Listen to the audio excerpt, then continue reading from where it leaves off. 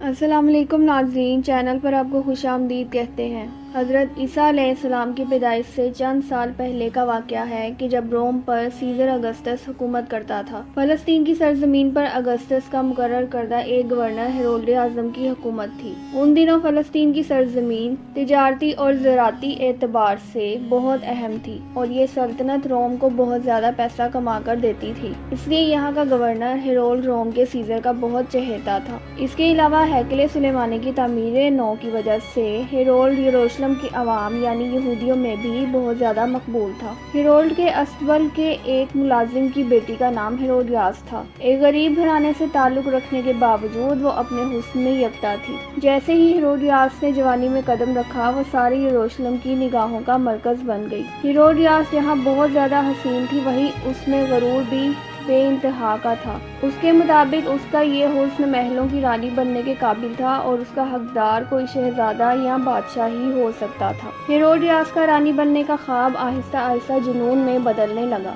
جب ہیکل سلیمانی کی تعمیر نو مکمل ہوئی تو حاکم فلسطین خود اس کے افتتاح کے لیے آیا۔ اس دن یروشلم کسی دلہن کی طرح سجا ہوا تھا اور ہر شخص یہودی جشن منانے میں مصروف تھا۔ اس جشن میں جہاں یروشلم کے مرد و زن شریک تھے، وہیں ہیرودیاس بھی اس جشن میں بھرپور شرکت کر رہی تھی۔ اسی دوران اس کی ملاقات ہیرولڈ کے دوسرے بیٹے فلپ سے ہوئی۔ فلپ ہیرودیاس کے حسن کے جال میں پھنس کر رہ گیا۔ فلپ یا پہلے سے شادی شدہ تھا، مگر ان دنوں بادشاہوں اور شہزادوں کا کئی بیویاں رکھنا معیوب نہ سمجھا جاتا تھا۔ فلپ ہیرودیاس کو اپنے ساتھ اپنے شہر کیساریا لے گیا۔ ہیرودیاس کی دلی خواہش پوری ہو چکی تھی، وہ جھونپڑی سے محل میں آ چکی تھی۔ اس کو ہر وہ چیز اب حاصل ہو چکی تھی جس کے وہ خواب دیکھا کرتی تھی، مگر کیا کریں ہوس کا۔ ہیرودیاس کی بلندی پر پہنچنے کی ہوس بھی محل میں پہنچتے ہی مزید بڑھ گئی۔ اس نے ملکہ بننے کے خواب دیکھنا شروع کر دیے۔ فلپ، جس کی کسی بیوی سے کوئی اولاد نہ تھی، وہ اپنے وارث کے لیے بہت زیادہ پریشان رہتا تھا۔ ہیرودیاس کی یہ خواہش محل میں پہنچتے ہی مزید بڑھ گئی۔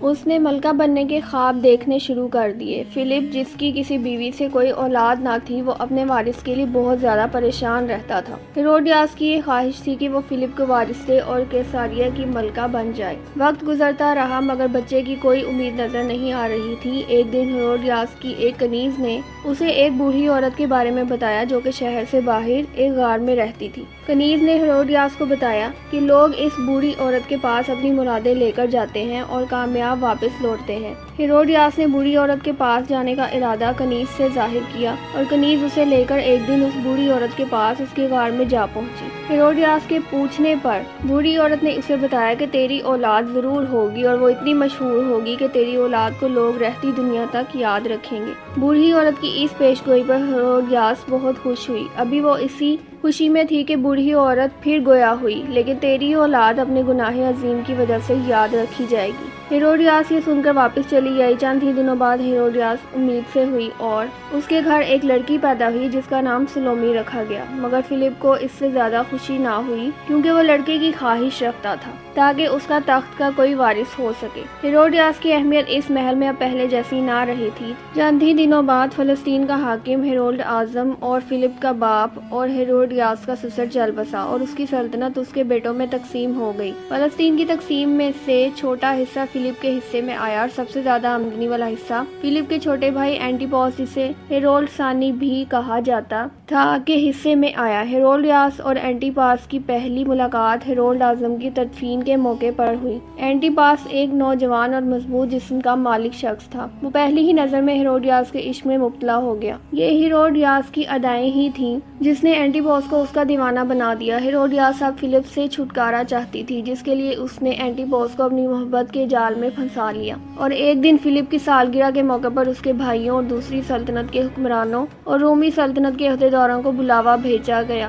اینٹیپاس جیسے اسی موقع کی تلاش میں تھا، وہ ہیرودیاس کی محبت میں کھینچا چلا آیا۔ ہیرودیاس نے نہایت چالاکی سے اینٹیپاس سے اپنی اداؤں کا جادو دکھا کر وعدہ لیا کہ وہ اسے اپنے ملکہ عالیہ بنائے گا اور ایک دن موقع دے کر وہ وہاں سے بھاگ بھاگ نکلی۔ اسی بات پر فلپ اور اینٹیپاس کے درمیان کئی جنگیں ہوئیں۔ بعد ازاں رومن حکومت مداخلت پر دونوں میں صلح ہو گئی۔ اینٹیپاس کے کچھ علاقے فلپ کو دے دیے گئے اور ہیروڈیاس کو اینٹیپاس کے پاس رہنے دیا گیا۔ ان دنوں حضرت زکریا علیہ السلام کے بیٹے حضرت یحییٰ علیہ السلام یروشلم کے لوگوں میں تبلیغ فرمایا کرتے تھے۔ حضرت یحییٰ علیہ السلام کو عیسائی یوحنا علیہ السلام کے نام سے بھی جانتے ہیں۔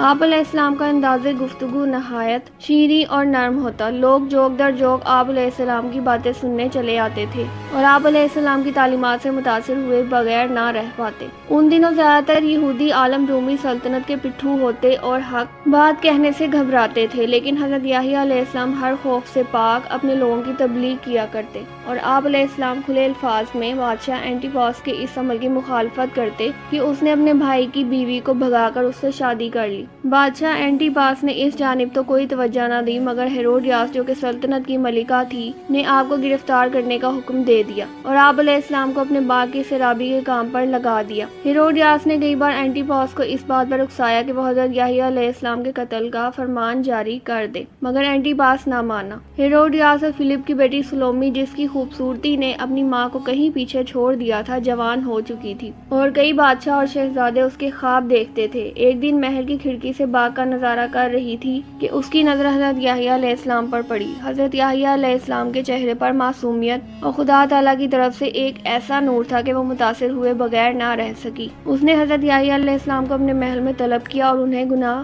کی دعوت دی، لیکن حضرت یحییٰ علیہ السلام نے اسے جواب دیا کہ میں تجھے دیکھنا بھی گناہ سمجھتا ہوں، وہاں سے چلے آئے۔ حضرت یحییٰ علیہ السلام کا انکار سلومی کو ناگوار گزرا اور وہ انتقام کی آگ میں جلنے لگی۔ وہ خوبصورتی جس پر اسے غرور تھا، اسے ایک قیدی نے ٹھکرا دیا تھا۔ سلومی کے لیے یہ بات نہایت عجیب اور ہتک امیز تھی۔ کچھ دنوں بعد بادشاہ اینٹیپاس کی سالگرہ کا دن آن پہنچا، جس میں شرکت کے لیے بہت سے حکمران اور روم کی سلطنت کے اعلیٰ عہدیدار شمولیت کے لیے آئے۔ بادشاہ اینٹیپاس کے قدموں میں تحفوں کے ڈھیر لگے تھے۔ ہیروڈیاس بادشاہ اینٹیپاس کی خدمت میں حاضر ہوئی اور کہا کہ میرا تحفہ سب سے عظیم اور اعلیٰ ہوگا، کیونکہ آج آپ کے سامنے جشن میں میری بیٹی سلومی رقص کرے گی۔ ہیروڈیاس نے کئی سال قبل ہی سلومی کو رقص کی تربیت دلوانا شروع کر دی تھی اور اب وہ اس میں یکتا ہو چکی تھی۔ اس رقص کا مقصد بادشاہ اینٹیپاس کو خوش کر کے سلومی کو تخت کا وارث قرار دلوانا تھا۔ پھر بڑے دربار میں سلومی کا رقص شروع ہوا، جو کہ بے حیائی کے تمام حدود پھلانگ گیا۔ رقص کئی گھنٹے جاری رہا اور بادشاہ اور اس کے درباری پلک جھپکے بغیر سلومی کا رقص دیکھتے رہے۔